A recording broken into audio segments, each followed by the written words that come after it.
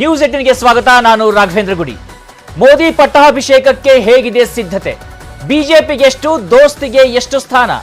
ರಾಜ್ಯದ ಎಷ್ಟು ಮಂದಿಗೆ ಮಂತ್ರಿ ಭಾಗ್ಯ? ನಮೋ 3.0.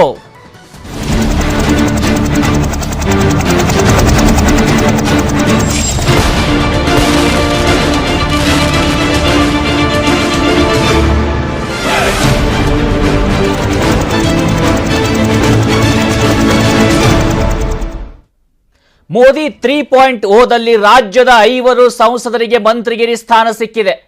ರಾಜ್ಯದ 5 ಸಂಸದರಿಗೆ ಸಿಕ್ಕಿರುವಂಥದ್ದು ಮಂತ್ರಿ ಸ್ಥಾನ. ಮಾಜಿ ಮುಖ್ಯಮಂತ್ರಿ ಹಾಲಿ ಸಂಸದ ಎಚ್ ಡಿ ಕುಮಾರಸ್ವಾಮಿ, ಅದೇ ರೀತಿಯಾಗಿ ಪ್ರಹ್ಲಾದ್ ಜೋಶಿ ಇವರಿಗೆ ಸಚಿವ ಸ್ಥಾನ ಸಿಕ್ಕಿದೆ. ಅದೇ ರೀತಿಯಾಗಿ ಶೋಭಾ ಮತ್ತು ಸೋಮಣ್ಣಗೆ ರಾಜ್ಯ ಖಾತೆ ಸಿಕ್ಕಿರುವಂಥದ್ದು. ಇನ್ನು ನಿರ್ಮಲಾ ಸೀತಾರಾಮನ್ ಅವರಿಗೆ ಸಚಿವ ಸ್ಥಾನ ಸಿಕ್ಕಿದೆ. ಈ ಸಂದರ್ಭದಲ್ಲಿ ಶೆಟ್ಟರ್ ಹಾಗೂ ಬೊಮ್ಮಾಯಿಗೆ ಸಿಕ್ಕಿಲ್ಲ ಯಾವುದೇ ಅವಕಾಶ. ಡಾಕ್ಟರ್ ಮಂಜುನಾಥ್ಗೂ ಕೂಡ ಸದ್ಯ ಅವಕಾಶ ಸಿಕ್ಕಿಲ್ಲ. ಅತ್ಯಂತ ಪ್ರಮುಖವಾಗಿರ್ತಕ್ಕಂಥ ಡೆವಲಪ್ಮೆಂಟ್ ಇದು. ನಿರ್ಮಲಾ ಸೀತಾರಾಮನ್ ಕೂಡ ಕರ್ನಾಟಕದಿಂದಲೇ ರಾಜ್ಯಸಭೆಗೆ ಹೋಗಿರೋದ್ರಿಂದಾಗಿ ಅವರು ಕೂಡ ಕರ್ನಾಟಕ ಕೋಟದಲ್ಲೇ ಬರ್ತಾರೆ. ಅದೇ ರೀತಿಯಾಗಿ JDSನಿಂದ ಎಚ್ ಡಿ ಕುಮಾರಸ್ವಾಮಿ ಇದ್ದಾರೆ.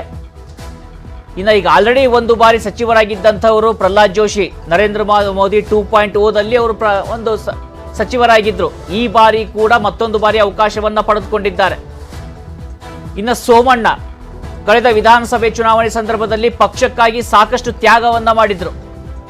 ತಾವು ಬಹುತೇಕವಾಗಿ ಗೆಲ್ಲಬಹುದಾಗಿದ್ದಂಥ ಶಾಸಕ ಸ್ಥಾನವನ್ನ, ಕ್ಷೇತ್ರವನ್ನ ತ್ಯಜಿಸಿ ಪಕ್ಷ ಸೂಚಿಸಿದಂಥ ಕ್ಷೇತ್ರಗಳಿಗೆ ಹೋಗಿ ಫೈಟ್ ಅನ್ನ ಮಾಡಿದ್ರು. ಎರಡೂ ಕಡೆ ಸೋತರು. ಅದಾದ ಬಳಿಕ ತುಮಕೂರಿನಲ್ಲಿ ಅವಕಾಶವನ್ನ ಪಡೆದು ಈ ಬಾರಿ ತುಮಕೂರಿನಲ್ಲಿ ಸಂಸದರಾಗಿದ್ದಾರೆ. ಮೊದಲ ಬಾರಿ ಅವರಿಗೂ ಕೂಡ ಸಚಿವ ಸ್ಥಾನದ ಅವಕಾಶ ಸಿಗ್ತಾ ಇದೆ. ಇನ್ನು ಲಿಂಗಾಯತ ಕೋಟಾದಡಿ ಸೋಮಣ್ಣಗೆ ಜಾಕ್ಪಾಟ್ ಹೊಡೆದಿದೆ ಈ ಬಾರಿ. ತುಮಕೂರು ಸಂಸದರಾಗಿರ್ತಕ್ಕಂಥ ಸೋಮಣ್ಣ ಅವರಿಗೆ ಒಲಿದಿರ್ತಕ್ಕಂಥದ್ದು ಮಂತ್ರಿ ಸ್ಥಾನ. ಬಸವರಾಜ ಬೊಮ್ಮಾಯಿ, ಜಗದೀಶ್ ಶೆಟ್ಟರ್ಗೆ ನಿರಾಸೆ ಆಗಿರೋದು ಸಹಜ. ಅಂದ್ಕೊಂಡಿದ್ರು ನಮಗೂ ಕೂಡ ಸಿಗಬಹುದು ಅಂತ, ಆದ್ರೆ ಈ ಬಾರಿ ಸಿಕ್ಕಿಲ್ಲ. ಇನ್ನು ಬೊಮ್ಮಾಯಿ ಭೇಟಿಗೆ ಪ್ರಹ್ಲಾದ್ ಜೋಶಿ ಆಗಮಿಸಿದ್ದಾರೆ.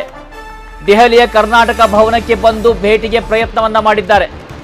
ಇನ್ನು ಬೊಮ್ಮಾಯಿ ಸಿಗದೇ ಇರುವಂತಹ ಕಾರಣ ದೂರವಾಣಿ ಕರೆ ಮಾಡಿ ಚರ್ಚೆಯನ್ನ ಮಾಡಿದ್ದಾರೆ ಈ ಬಗ್ಗೆ. ಶಿಗ್ಗಾವಿಯಲ್ಲಿ ಶಾಸಕರಾಗಿದ್ದಂಥವರು ಬೊಮ್ಮಾಯಿ, ಅವರು ಕೂಡ ಈ ಬಾರಿ ಸಂಸದರಾಗಿ ಆಯ್ಕೆಯಾಗಿದ್ದಾರೆ. ಇನ್ನು ಜಗದೀಶ್ ಶೆಟ್ಟರ್ ನಡೆ ಇದೆಯಲ್ಲ, ಕಳೆದ ವಿಧಾನಸಭೆ ಚುನಾವಣೆ ಸಂದರ್ಭದಲ್ಲಿ ಹುಬ್ಬಳ್ಳಿ ಸೆಂಟ್ರಲ್ ಅವರಿಗೆ ಅವಕಾಶ ಸಿಗೋದಿಲ್ಲ ಅಂತ ಗೊತ್ತಾಗ್ತಿದ್ದ ಹಾಗೆ ಪಕ್ಷವನ್ನ ತ್ಯಜಿಸಿ ಕಾಂಗ್ರೆಸ್ಸಿಗೆ ಹೋದ್ರು.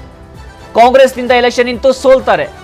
ಬಳಿಕ MLC ಆಗ್ತಾರೆ. ಮತ್ತೆ MLC ಸ್ಥಾನಕ್ಕೆ ರಾಜೀನಾಮೆಯನ್ನ ಕೊಟ್ಟು ಬರಲಿ ಬಿಜೆಪಿಗೆ ಬಂದು ಈ ಬಾರಿ ಬೆಳಗಾವಿಯಿಂದ ಸಂಸದರಾಗಿದ್ದಾರೆ.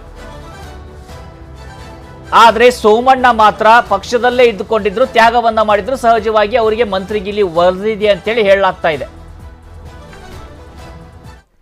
ಇನ್ನು ಸಚಿವ ಸ್ಥಾನ ಸಿಕ್ಕಿರೋ ಕಾರಣದಿಂದಾಗಿ ಸೋಮಣ್ಣ ಖುಷಿಯಾಗಿ